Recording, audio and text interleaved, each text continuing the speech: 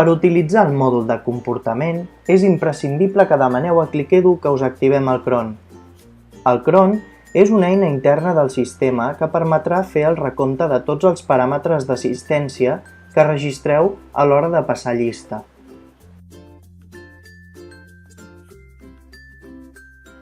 Aneu a Administració, Acadèmic, Estructura de cursos. Triem una etapa i entrem a la clau anglesa, Control de l'aula.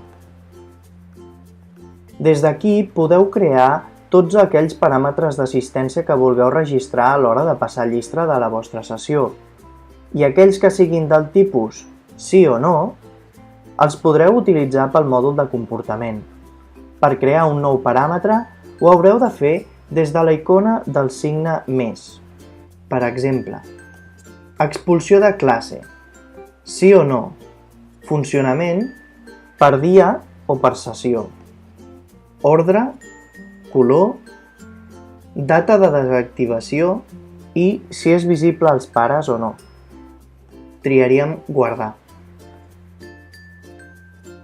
Des d'aquesta pantalla també podreu activar els paràmetres predefinits per Clickedu com són deures i pissarra.